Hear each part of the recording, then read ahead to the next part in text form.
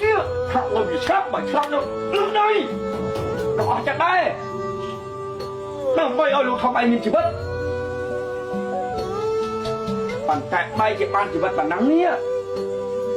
បងគុណចាំមិនខ្ញុំសុំខ្ញុំជម្រះហើយជម្រះទៀតខ្ញុំសុំណាអ្វីដែលលោកធំឯងចង់បងគុណខ្ញុំសុំឲ្យរៀនឲ្យចេះឲ្យដឹងឲ្យមានចំណេះមានវិជ្ជាតបានហើយអាហ្នឹងតែបីតែខុសនោះខ្ញុំធ្លាក់ខ្លួនក៏ដល់ប៉ុណ្ណេះខ្ញុំអត់ចូលចិត្តដែរបើសិនជាបានកូនម្នាក់ដែលរៀនមានចំណេះដឹងចេះមានវិជ្ជាធំធំសួរថាបានអត់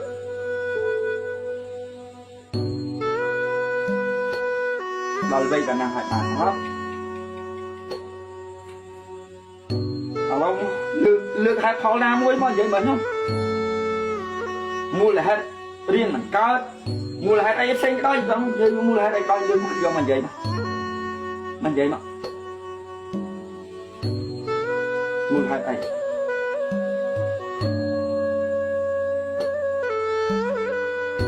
យាយបានអត់បើអត់និយាយទេខ្ញុំផ្ដល់ឱកាសឲ្យ5នាទីទៀតបើ5នាទីនេះគ្មានអ្វីនិយាយទេចាប់ដើមរៀបចំក្បាច់រៀបចំខោអាវខ្ញុំធ្វើវីដេអូនេះខ្ញុំផុសឲ្យមហាជនមើល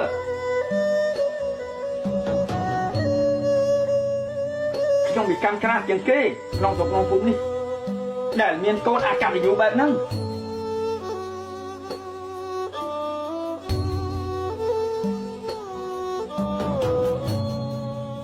ហើយខ្ញុំអត់ខ្លាចខ្មាស់គេព្រោះខ្ញុំទទួលយកការពិតខ្ញុំអត់ទុកចិត្តបោកកុហក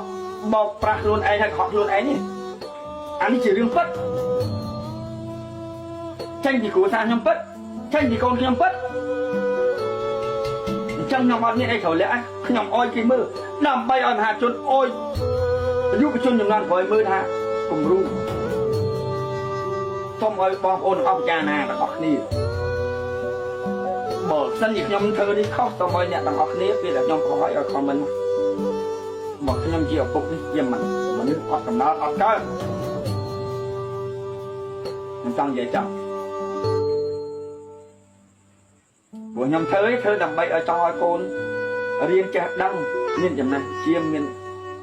បច្ចេកទេសមានបទសោតពុះរៀនទៅបានចេះដឹងទៅមានការងារល្អទៅខ្ញុំក៏វាប្រែចិត្តដែរដែលខ្ញុំខំប្រឹងតស៊ូខ្ញុំចិត្តក្រញសុខចិត្តយកខ្ទមប៉ុណ្ណឹងបើខ្ញុំទុកលុយសម្រាប់ចំណាយមើលលោកឯងណាខ្ញុំធ្វើចាស់មិនដឹងប្រហែលខ្នងពួយចំណាយលុយរបស់នោះថ្លៃណាលុយរាប់ពាន់ដុល្លារចំនួននោះថ្លៃមិនទាំងមនុស្សខ្ទមប៉ុណ្ណឹងទេអាចមាននៅចាស់ល្អជាងហ្នឹងព្រោះថាខ្ញុំអាចថ្លៃធ្នូជាងហ្នឹងប៉ុន្តែខ្ញុំមិនចោះចាញ់ទេទោះបីជានៅខ្ទមដួលខ្ញុំខំប្រឹងប្រែងណាខ្ញុំអត់ដែលឲ្យកូននឹងអស់អត់ឃ្លានទេនៅខ្ទមប៉ុណ្ណេះបើនិយាយពីទីវិញចង់ឆានជាងគេទៀតអរគុណកូនអើយថាហៅថាឃ្លានហៅថាចង់ប៉ិនវិលមកវិញបានអីខ្លះអ្នកដែលខ្ញុំបកគលឲ្យ100ចំណុចខ្ញុំសុំដល់1ចំណុចបានអត់វាអត់បានទេឥឡូវខ្ញុំធ្វើម៉េចឬមួយក៏ឲ្យខ្ញុំទៅសម្រាប់ខ្លួនមិនខ្ញុំសួរបើខ្ញុំងាប់ទៅអស់លោកទាំងអស់សម្រាប់ចិត្តមែន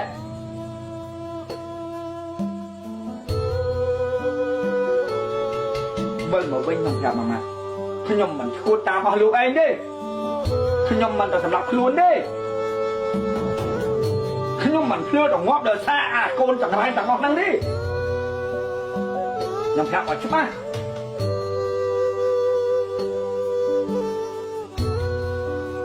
ហើយបានហើយខ្ញុំសុំចប់បើមិនតបត